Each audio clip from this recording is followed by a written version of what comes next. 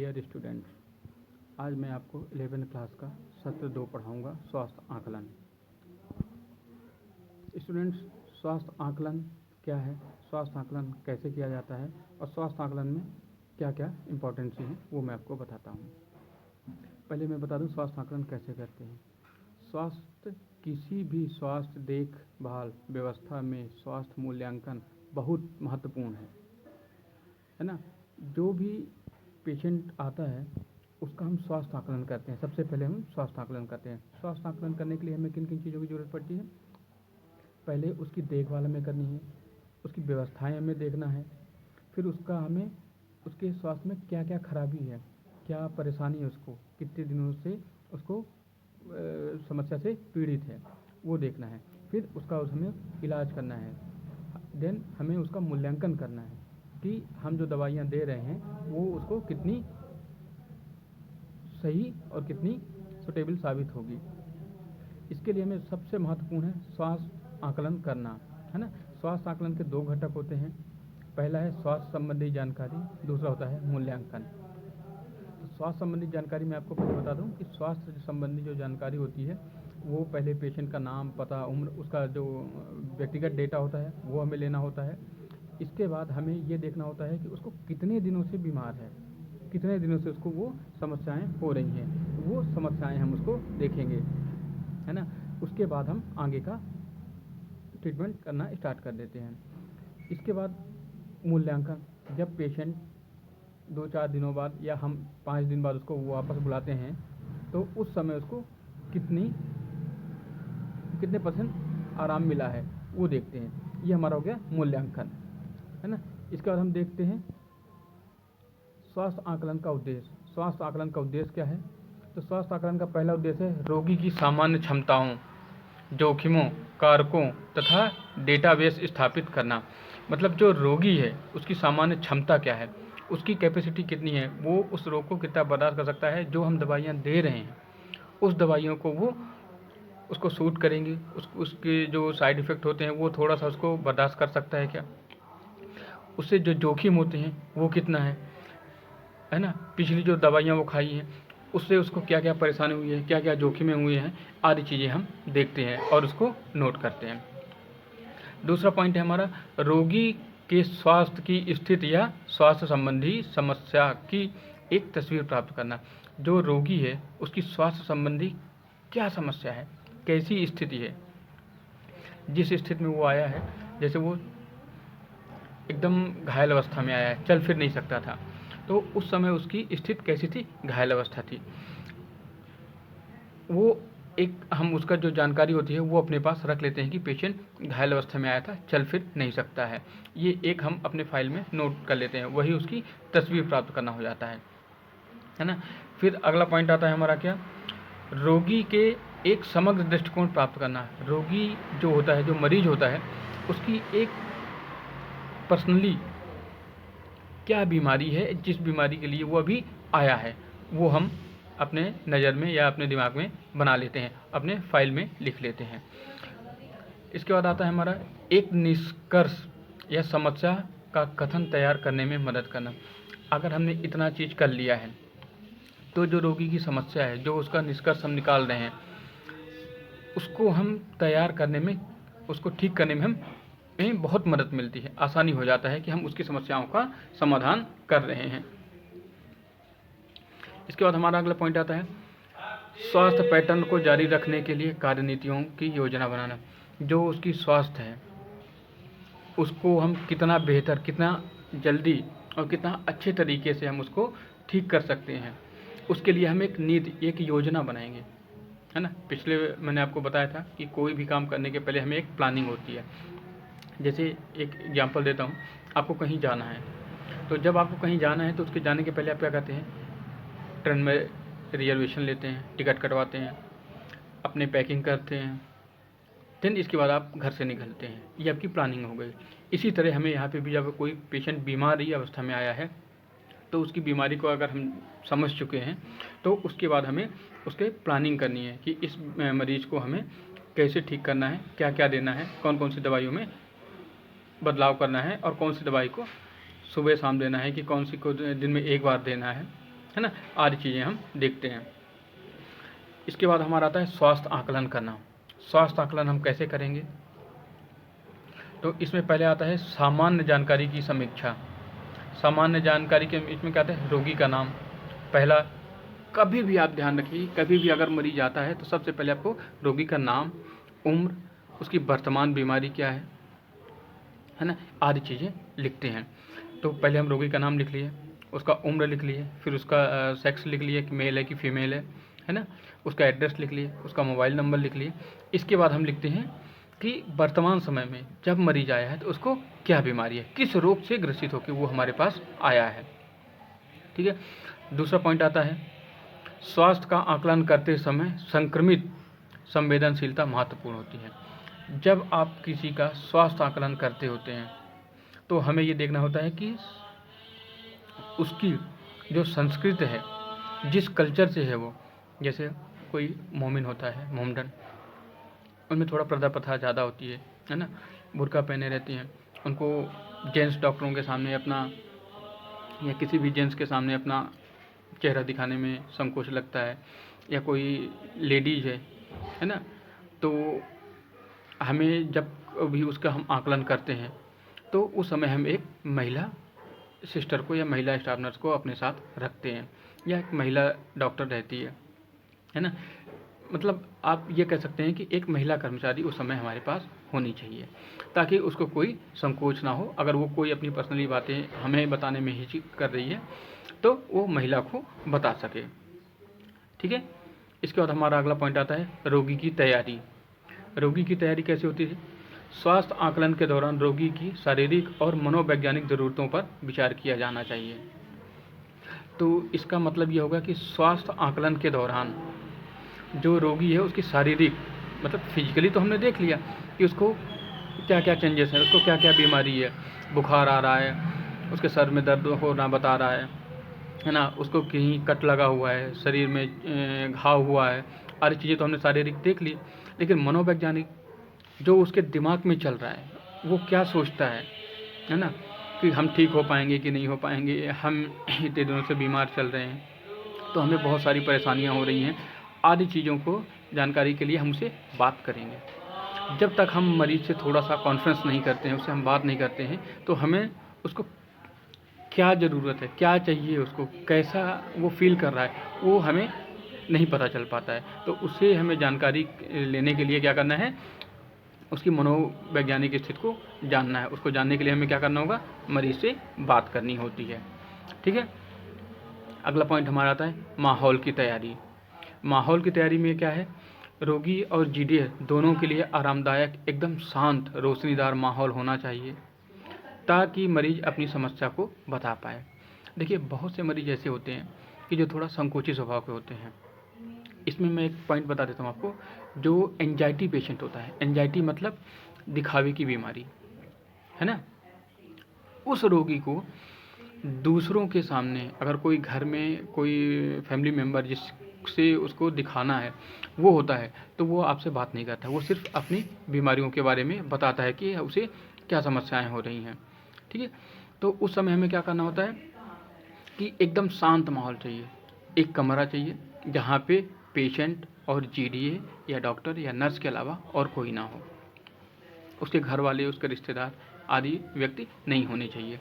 फिर ये तो हो गई हमारी शांत और एकदम शांत माहौल, है ना। फिर वहाँ रोशनी पर्याप्त होनी चाहिए। बहुत से मरीज होते हैं जिन्हें सफोकेशन की बीमारी होती है, बंद कमरों में घुटन होती है, तो वहाँ हवा का एक रोशनदान अच्छा होना चाहिए जिससे वो खुली हवा और रोशनी आ सके, है ना। अगर ये चीज़ें मिल रही हैं तो मरीज आपसे कॉन्फ्रेंस अच्छे से कर सकता है, आपको अपनी समस्याएं बता सकता है कि उसको क्या समस्याएं हो रही हैं। ठीक है। अगला पॉइंट हमारा आता है आयोजन और दस्तावेज। आयोजन और दस्तावेज क्या होता है?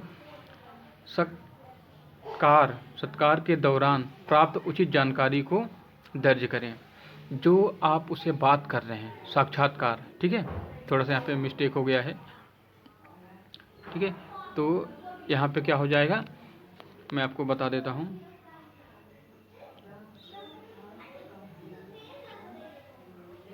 कार, ठीक है, ये होगा। तो साक्षात्कार के दौरान क्या चीज़ों का देखना ज़रूरी है कि जो हम मरीज़ से बात कर रहे हैं, जिस समय पे हम मरीज़ से बातें कर रहे हैं, उस समय हमें उसकी बीमारी के बारे में, उसकी मनोवैज्ञानिक स्थिति के बारे में पता चल जाता है कि वो क्या सोचता है और किस तरह का चाहता है। ठीक है। अगला पॉइंट आता है रोगी का परिचय। स्टूडेंट, सबसे मस्ट होता है रोगी का परिचय।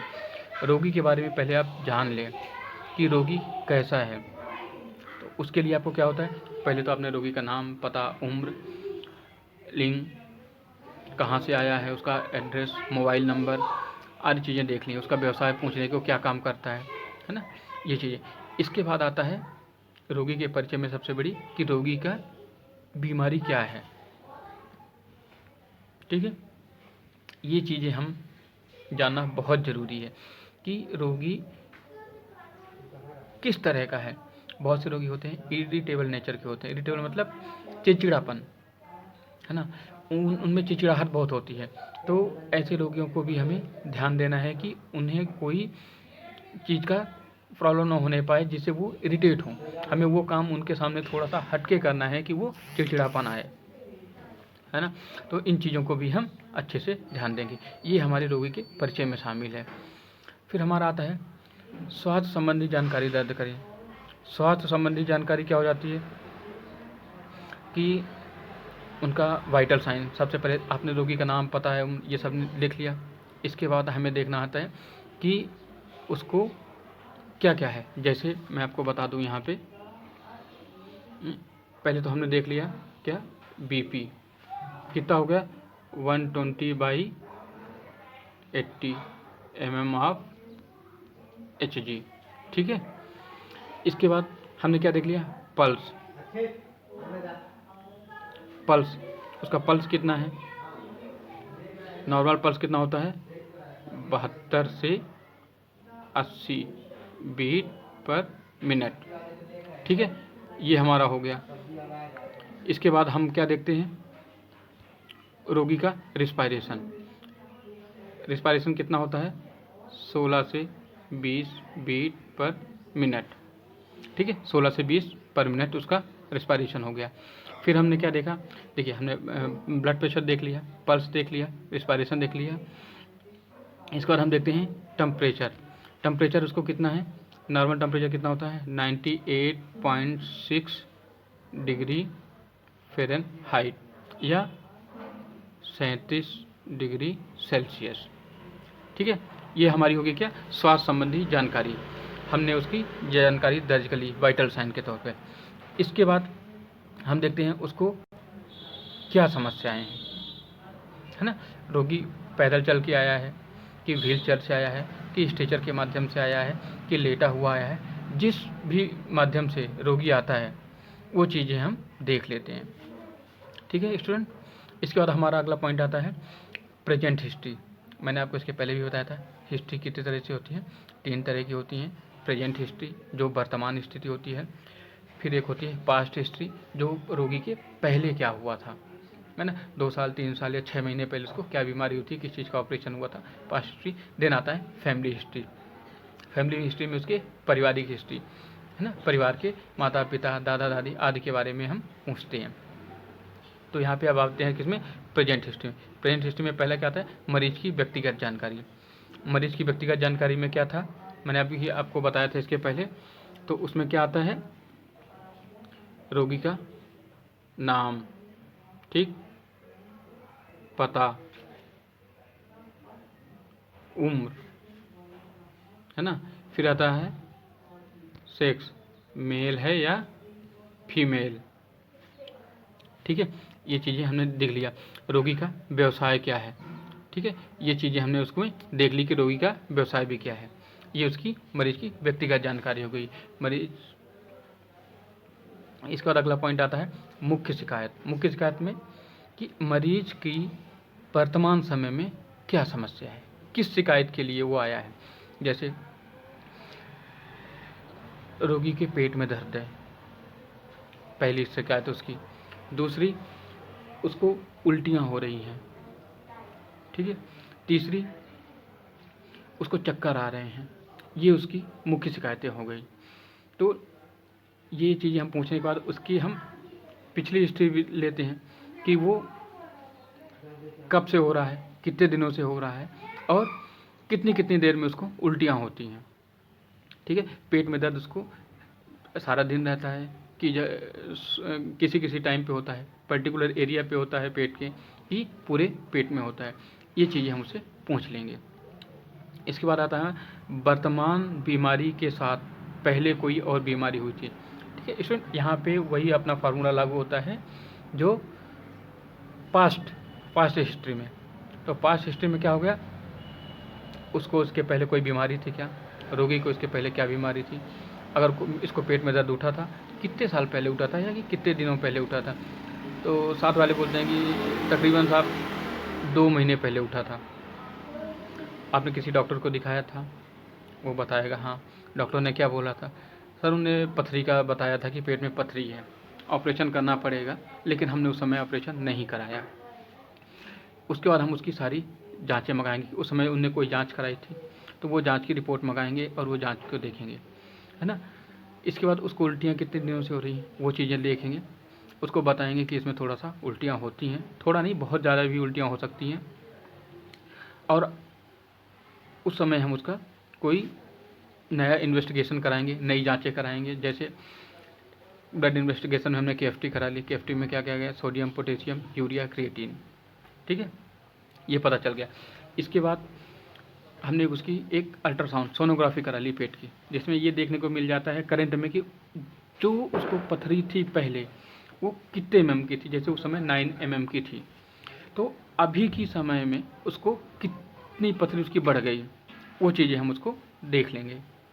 वो जांच करा लिए, ज़रूरत पड़ी तो हम CT scan, abdomen CT scan भी करा लेंगे, है ना। तो इससे हमें उसकी वर्तमान बीमारी में कितना बढ़ी है, वर्तमान समय में कितना बढ़ चुका है, वो देखने को हमें मिल जाता है। फिर अगला पॉइंट हम पूछेंगे कि कोई दवाई से एलर्जी तो नहीं है। अगर उसे किसी दवाई से एलर्जी है तो कौन सी दवाई से एलर्जी है, आप कौन सी दवाई ऐसी खाते हैं कि जिससे आपको एलर्जी हो जाती है। एलर्जी में क्या होता है, उसको चक्कर जैसे लगेगा, उसके शरीर में खुजली होगी, लाल लाल स्पॉट आ जाएंगे, है ना, चकत्थे पड़ जाएंगे, ये एलर्जी के सिम्टम होते हैं। तो ये चीज़ें हमें पता चल जाएगा। इसके बाद हम ये पूछेंगे उसे कि कोई ऑपरेशन तो नहीं हुआ था। अगर कोई इसके पहले जो आपने अभी बताया कि हमें 3 महीने या कि 2 महीने से पथरी पेट में डॉक्टर ने बताई थी, उसके पहले कोई ऑपरेशन हुआ था क्या, उसके पहले कभी पथरी हुई है, आदि चीज़ों के बारे में हम पूछ लेंगे। इसके बाद हम पूछते हैं क्या कभी उसने कोई खून दान किया था, किसी भी व्यक्ति को उसने अपना खून दिया था। अगर वो खून दिया है तो कितने दिन पहले या कितने महीने पहले या कितने साल पहले उसने खून दिया था, ये हम जानकारी ले लेंगे। और अगर उसको कभी खून चढ़ा है तो ये भी हम पूछेंगे, क्योंकि ये हमारे लिए बहुत इंपॉर्टेंट होता है। कभी अगर उसने खून उसको चढ़ा है तो उसकी वजह से उसको कोई साइड इफ़ेक्ट तो नहीं हुआ था, कभी खुजली उजली तो नहीं हुई थी, है ना, आदि चीज़ों के बारे में हम पूछते हैं। इसके बाद हमारा आता है पारिवारिक इतिहास। पारिवारिक इतिहास में क्या आता है, मैंने अभी इसके पहले आपको बताया था फैमिली हिस्ट्री।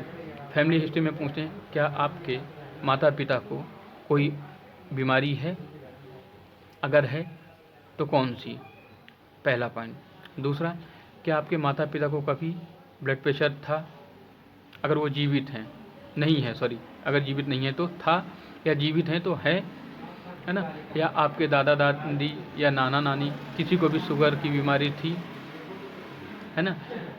तो इस तरह की बीमारियों के बारे में हम उसे पूछेंगे ताकि हमें ये पता चल जाए कि उसके परिवार में कोई ऐसी हिस्ट्री है बीमारी की, है ना।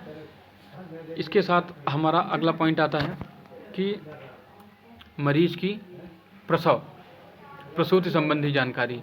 एक महिला रोगी के लिए होता है, एक महिला के लिए प्रसूति की संबंधी जानकारी हमें पूछना बहुत ज़रूरी है। इसमें हम पूछेंगे पहला पॉइंट मासिक धर्म। मासिक धर्म मतलब उनका मेंस्ट्रुएशन साइकिल प्रॉपर वे पे होता है, ठीक है। प्रॉपर वे का मतलब हर महीने कंटिन्यू होता है, कितने दिनों तक रहता है, मैक्सिमम 5 दिन का साइकिल होता है ये, ठीक है। तो कभी कभी किसी किसी को होता है कि उसको 3 दिनों तक ही पीरियड्स होते हैं, तो वो चीज़ें भी हमें उसको नोट कर लेना है। उनके बच्चों की जानकारी कि उनके कितने बच्चे हैं, अगर वो बोलता है कि हमारे 3 बच्चे हैं तो 3 बच्चों में कितने जीवित हैं? 7 तीनों जीवित हैं। ठीक है, हमने ये माना। लेकिन उसके साथ साथ हम ये भी पूछेंगे कि क्या कभी कोई मिसकरेज हुआ था, आपका कोई एबॉर्शन हुआ था? अगर वो हुआ था तो उसको भी हम उनके बच्चों की संख्या में काउंट करेंगे।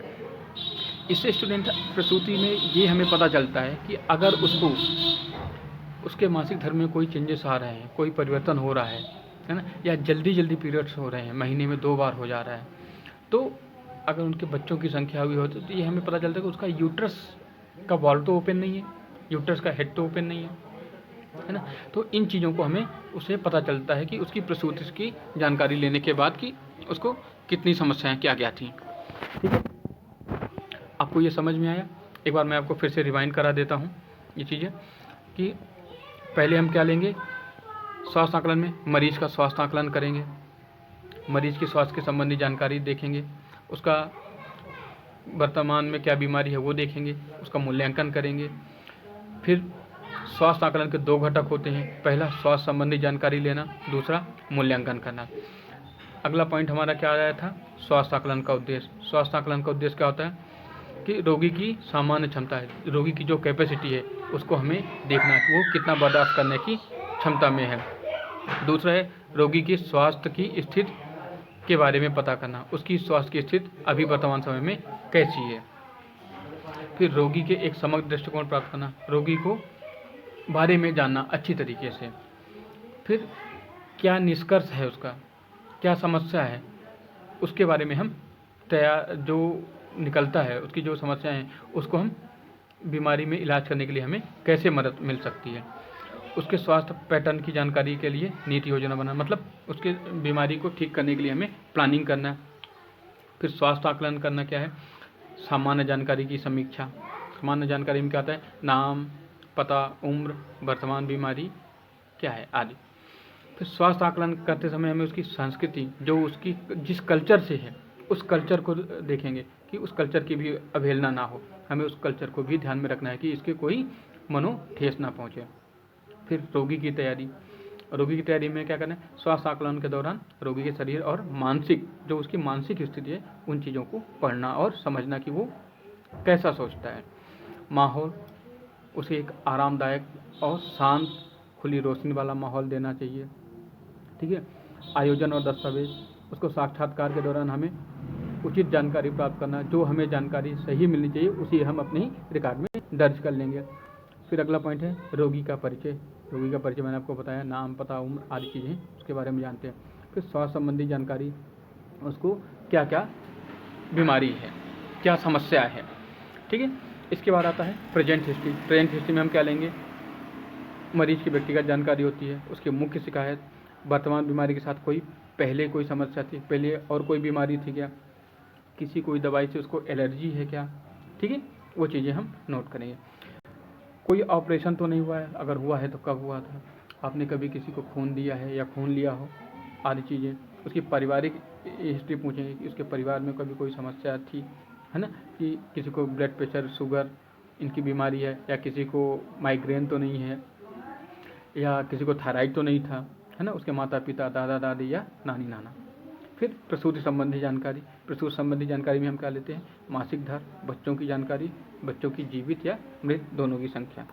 ठीक है स्टूडेंट, आई होप आपको समझ में आया होगा। Thank you.